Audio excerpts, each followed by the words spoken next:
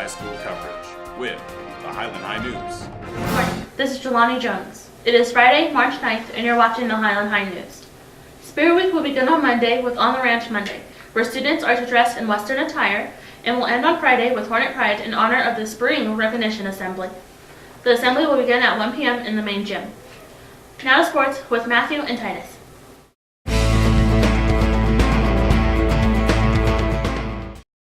Thanks, Jelani. The girls' basketball team's road to state ended last Friday when they lost 47-51 to Piedra Vista in the first round. The team finished the season with a record of 20 wins and 7 losses. The varsity baseball team is 2 games into the season and has yet to win a game. Senior Dominic Apodaca believes that this season is going to go better than the last. But I think it's going to go a lot smoother than last year because last year was just chaos. Senior Robert Cook hits a single to the outfield. Freshman pitcher Adrian Mata started the game and pitched through the second inning.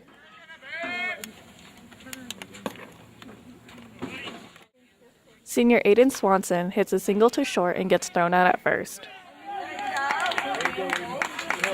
We just have to keep it together and stay as a team. This is the first season under new coach Santianes. Tomorrow, the team will host Capital High School for an 11 a.m. game. The softball team is having a similar start to their season, losing their first 3 games. After competing against Del Norte on Thursday, the team will play against Capital High School tomorrow at 1 p.m. The boys varsity tennis team had their first victory of the season, beating Manzano 7-2 on Tuesday. The girls tennis team season began with a 5-4 loss against Manzano. Yesterday, the teams competed against Cibola High School. Track season will officially begin today when the girls and boys participate in the Cleveland Invite. Races will begin at 3 p.m. at Cleveland High. Now back to the news. Thanks, guys. On Monday, the school will be on an advisory schedule. Underclassmen are to stay in their advisories, while seniors are to attend a class meeting in the lecture hall. The meeting will begin at 11:30 a.m., and all seniors are advised to attend, as important graduation information will be discussed. Thank you for joining us here at the Highland High News. See you next time.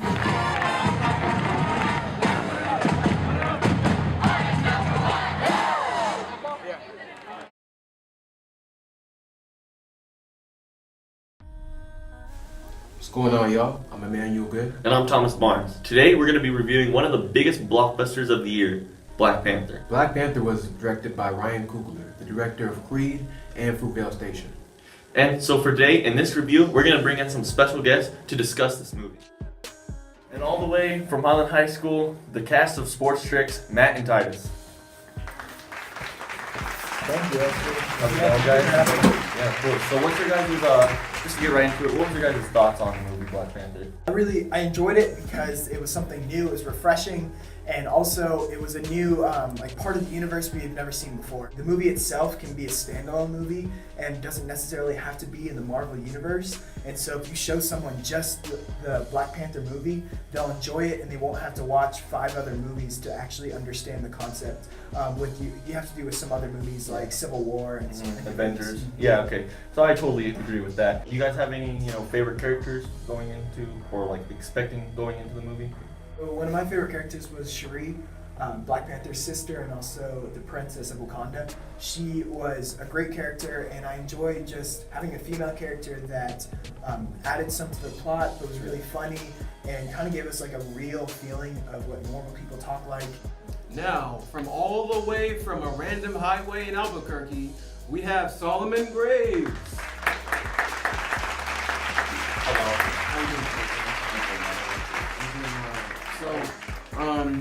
Can you give a quick review of how you think the movie went? I really liked it. I thought it was really good. Embracement of African culture in a way that it highlighted it, and that's not really something you see in, big box office movies like this. For the most part, I wouldn't even view it as a superhero movie because it was just so visually amazing to look at, and I forgot it was a superhero movie at some points. How do you feel on the villains of the story, Killmonger and Claw?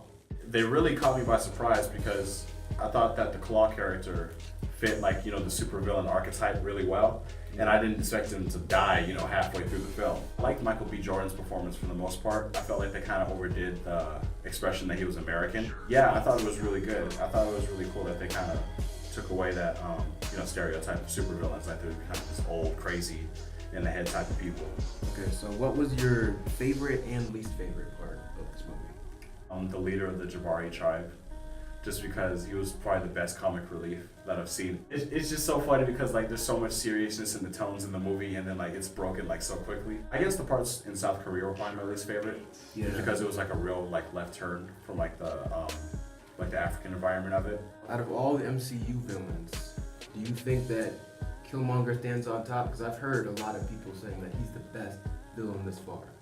That I would disagree with. I felt like he was a cool villain. He was unique. He was very outside of the box, but the best I wouldn't say. I think, some of the villains I've seen in like the Iron Man movies were really cool, or like in the Captain America movies. But I get why people can say like he is the best villain, but I would disagree with that statement.